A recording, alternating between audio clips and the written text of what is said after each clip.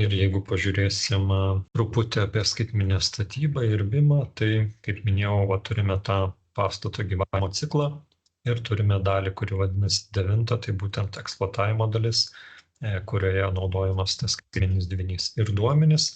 Į pirmą dalį, kur aprašoma informacija, turėtų atkeliauti būtent iš 9 dalies. Tai reiškia, tie duomenys, kurie bus reikalingi eksploatavime, turėtų atsirasti pirmoje dalyje, tada projektuotojai keliaudami per visas dalis ir statybininkai statydami sukuria jau tą galutinį produktą ir jau turime ir realų statinį pastatytą ir tam tikrą informaciją iš šio aprašo.